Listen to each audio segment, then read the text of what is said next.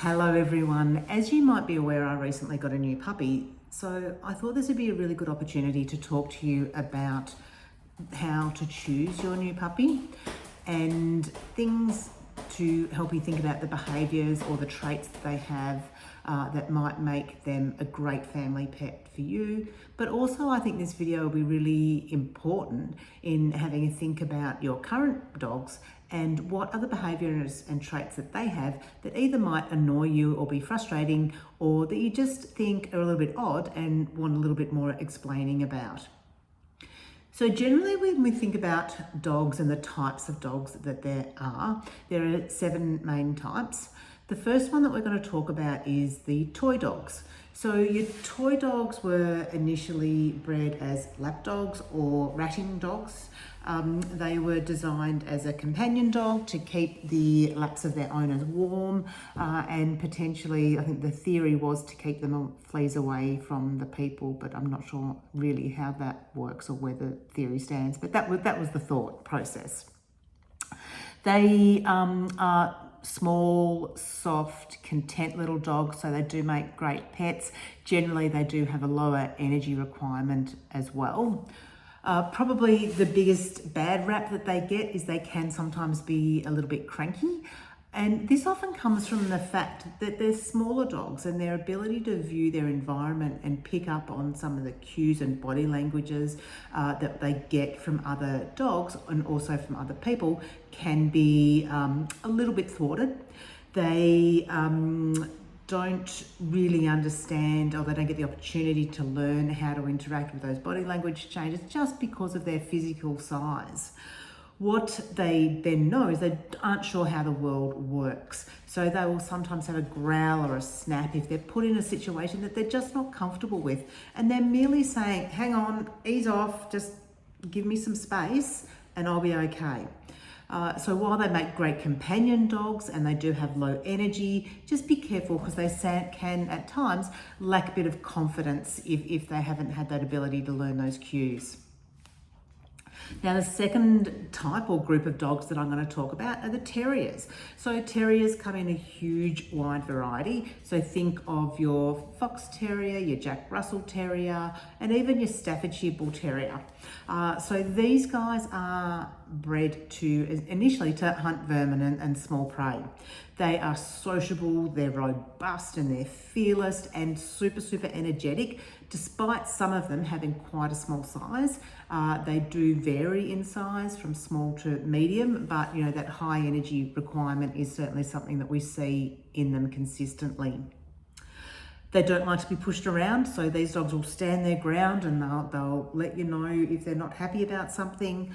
So just be careful with that at times, particularly if there's an unruly bunch of dogs in an off-lead park or something like that that they're not familiar with.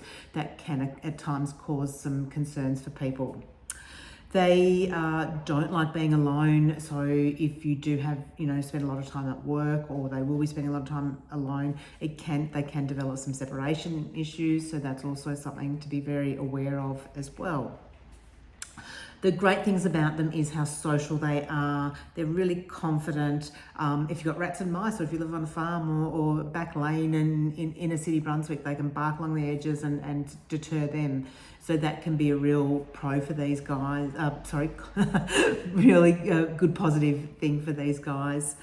Probably the things that you do need to be aware of is they don't like being on their own. And maybe if you've got pet guinea pigs, they might not be the right pet for you. The third group that we're going to speak about are the gun dogs. So with gun dogs, they're bred to be alongside hunters, not to be hunting on their own. They tend to retrieve, so they don't want to damage the prey that have been hunted. So they've got soft mouths. They will bring back that prey unchewed or tossed around. So think your Labradors, your Golden Retrievers, and your Spaniel type breeds, so Cocker Spaniel, Springer Spaniel breeds.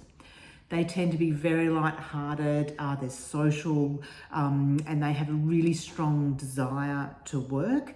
They can vary in size, so think of your smaller Cocker Spaniels to some of the larger Golden Retriever type dogs. So that's a bit of a variation there.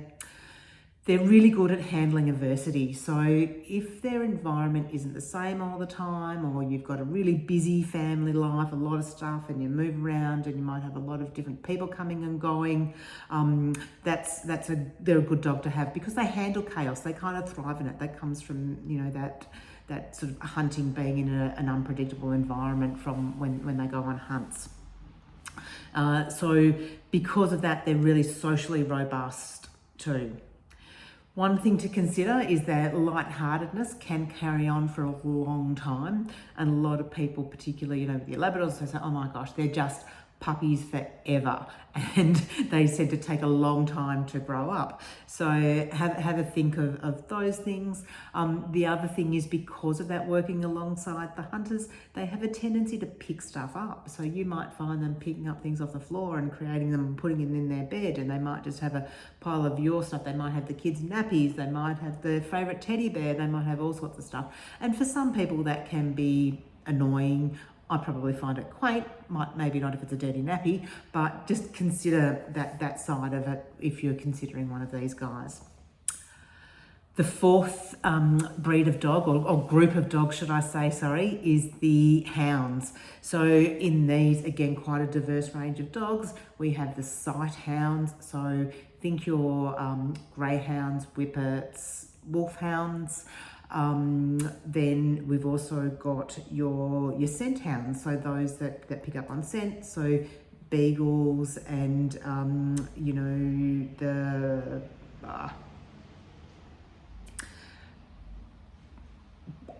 basset hounds. Just had a mind blank there. So they're bred to work independently of the people that are hunting. And because of that, sometimes they do get a bit of a rap for being disobedient. But the fact is they're picking up on a scent and wanting to carry that off, and you calling them to come back in an unfamiliar environment when that drive is so strong, they're just often not going to listen to you, or it takes a lot more time and effort to get a dog that is going to come back to you in that circumstance. So we find that it's really important to manage the environment of these dogs. They can be escape artists. They can sometimes vocalize when they're alone, and that not coming when they're called can be really frustrated sometimes. Some great things about them is they are quite tolerant of other dogs, and they're laid back. They also, particularly for your sight hounds with the shorter coats, have a really low grooming requirement. So you just don't have to wash them so often. They don't have to go to the groomer so often. They don't need to be trimmed and clipped off on a regular basis. So they're real clean dogs. So that is really beneficial for some people too. Coming up to our fifth group now, so this is where my little Freddie comes in a miniature variety, is your working variety. So these are often herding dogs. So with these, I want you to think Border Collie, Australian Shepherd, Kelpie, and your cattle dogs as well. So these guys have incredible stamina, they're very cooperative, and they're good problem solvers. So the benefit of this is they can learn really fast. So it's super important to get your training on track with them. They're very agile. They love a physical challenge. So, consider a working Kelpie. So a working Kelpie can easily run minimum of 30 kilometres a day and problem solve at the same time. And they'll do that as they go. And in fact, if they don't have this physical challenge, they can feel super frustrated. And that can cause some issues with them, and their sense of being alone and having problems there can cause some problems with some behavioural problems. They can try and round up the family, they can try and round up the kids, they can try and round up the cats, they can get to a park and try and round up all the other dogs that are there. But sometimes that sense of frustration comes across in barking if they don't have all those needs met. They don't like being alone. You really want to have someone that's got high energies, that's happy and willing to take them on, give them a lot of exercise, and give them the opportunity to have some learning games too. But they do make a great companion. They just need the time and the energy and the effort to put into them, and they're incredibly smart and bright. Sixth group that we have are the utility dogs. So utility dogs are quite a diverse group, and they have very different physical traits. Probably the one commonality that they have is that they are bred for specific type things. And so think guard dogs, so your Rottweilers in particular, your Dalmatians, so they're quite different physically, but they are bred for guarding. So we just need to allow them to do that in some respect, in a safe way, and being aware that that is their main role, and if they're not allowed to do that, again, they may get frustrated. Another type of utility dog is something like your husky or your Malamute. So these guys are sled dogs. That's what they're designed to do. They're out in the snow. They've got that really thick double coat.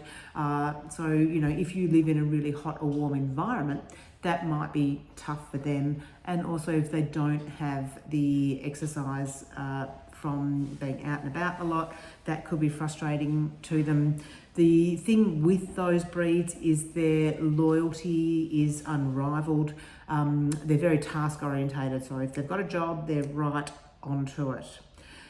Something to be aware of is those specific instincts in them, so that sort of sleigh or sledding instinct or that guarding instinct can be inconvenient in certain times. So if you live in a busy area or by a school and there's lots of people coming and going all the time, you might find that a guard dog that is protecting a property in that environment, it might not be the right environment for that particular breed of dog. So just something to consider.